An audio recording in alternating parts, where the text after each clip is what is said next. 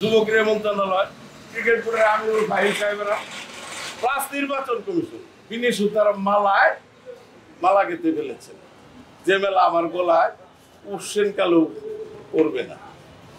সুতরাং আমি আজকে আপনাদের মাধ্যমে এই অস্বচ্ছ একটি নির্বাচন থেকে সরে দাঁড়াচ্ছি। পিসিবির নির্বাচন সুসম্পন্ন, নির্বাচন হওয়ার আগেই নির্বাচন শেষ হয়ে গেছে। আমি নির্বাচনী শিডিউল অনুযায়ী 1 তারিখে ব্যালট পোস্টাল ব্যালট দেওয়ার কথা ছিল। আমি নির্বাচন কমিশনের সাথে বহুবার দেখা করতে চেয়েছি, আমার সাথে দেখাও করে না। আমি দরখাস্ত দিতে চেয়েছিলাম যে ব্যালট পোস্টাল ব্যালট শুধু তাদেরকেই দিবেন যারা দেশের বাইরে অথবা হাসপাতালে রোগী হিসেবে আছেন, যারা সুস্থ, যারা ঘুরে ফিরে খাচ্ছেন, যারা কাউন্সিলর হয়েছেন, যারা হোটেলে বসে আমোদ ফুর্তি করছেন, তারা কেন এই ব্যালটে ভোট দিবেন? ভোটটা কি? ভোট হইলো একটি বন্ধন প্রক্রিয়া। সকল কাউন্সিলর এক জায়গায় আমরা আসবো, আমরা নিজেদের মধ্যে মত বিনিময় করবো। আপনার জেলার কি সমস্যা, আমার জেলার কি সমস্যা, মত বিনিময় করবো, আমরা জানতে পারবো। বছরে একটা দিন, সবসময় তো হয় না। সুন্দরভাবে ভোট দিব, যারা জিতবো তাদেরও জিতবে, তাদেরও অভিনন্দন জানাবো, যারা হারবে তাদেরকে সমবেদনা দেবো, এই তো ভোট। কিন্তু ভোট কি এই হচ্ছে? আমি এখন আমার প্রতিদ্বন্দ্বী 2 জন প্রার্থী সম্পর্কে বলতে চাই। তারা একজন বাংলাদেশ ক্রিকেটের লিজেন্ড, আমি লিজেন্ড হিসেবে ওনাকে শ্রদ্ধা করি এবং সারা বিশ্বে ওনার খ্যাতি রয়েছে, আমিনুল ইসলাম বুলবুল সাহেব। ওনার উচিত হয়নি ঢাকা বিভাগীয়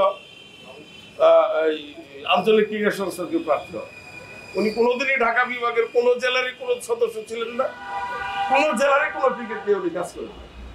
আমি চ্যালেঞ্জ করতে পারি, আপনারা যদি দেখাইতে পারেন কোন জেলার একটা ক্রিকেট নিয়ে উনি একদিন ঢাকা বিভাগের মত বিনিময় করেছে অতীতে প্রেসিডেন্ট হওয়ার আগে। যা বলবেন তাই মেনে নিব। আজকে দেখলাম উনি অনেক ভালো ভালো কথা বলেছেন, এই ভালো কথাগুলো আগে বলা উচিত ছিল। আমরা এই ভালো প্রক্রিয়া সারাটা জীবন নিজেকে ব্যয় করে দিয়েছি। আমার জেলায়, পার্শ্ববর্তী জেলা বা অন্য জায়গায় খুঁজলে দেখবেন সত্য না মিথ্যা আমরা বলতে পারি না। উনি আরো দেখেন যে অ্যাডহক কমিটির বাধ্যবাধকতা করেছে, সে অ্যাডহক কমিটির মেম্বার হয়েছেন কবি। উনি যদি অ্যাডহক কমিটির সাথে কাজই করতে চাইতেন, মেম্বার উনি আগেই হতে পারতেন, 5 তারিখের পরেই হতে পারতেন যে আমাকে ঢাকা বিভাগে অ্যাডহক কমিটি মেম্বার করা হোক, আমি ঢাকা বিভাগ নিয়ে কাজ করব। চাননি, মেম্বার হয়েছে নির্বাচন শুরু হলে একটি অস্বচ্ছ প্রক্রিয়ার মাধ্যমে ঢাকা বিভাগের ক্রীড়া সংস্থা অ্যাডহক কমিটির মেম্বার হয়েছেন এবং কাউন্সিলর হয়েছেন, এবং উনি চিঠি দিয়ে সকল জেলায় অ্যাডহক কমিটির বাধ্যবাধকতা নির্ধারণ করেছেন। একই প্রকার নাজমুল আবেদিন ফাহিম, উনি গেম ডেভেলপমেন্ট ম্যানেজার হিসেবে কাজ করেছেন, তখন আমি ক্রিকেট বোর্ডের পরিচালক ছিলাম। আমি সেই প্রসঙ্গে যাইতে চাই না। ওনার অ্যাডহক কমিটির মেম্বার হওয়ার দেখেন ঢাকা জেলা ক্রীড়া সংস্থায় উনি কবে, কোন সময়, কোন উপজেলায়, ঢাকার কোন গিয়ে কোন সময় মেম্বার ছিলেন, কোন খেলা পরিচালনা করছেন, আমি একটু জানতে চাই। উনি ওই একই প্রক্রিয়ায় ঢাকা জেলা ক্রীড়া সংস্থা অ্যাডহক কমিটির মেম্বার হয়েছে।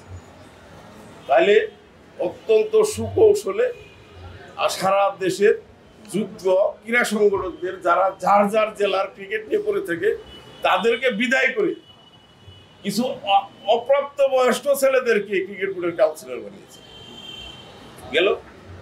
তারপরে আমি বলবো ঢাকা বিভাগের কিছু কাউন্সিলর, আমি নাম ধরে বলতে পারি, রাজবাড়ী জেলার কাউন্সিলর, দেখেন ফরিদপুর জেলার কাউন্সিলর, গোপালগঞ্জ জেলার কাউন্সিলর, গাজীপুর জেলার কাউন্সিলর, এরা বিগত কয়েকদিন যাবৎ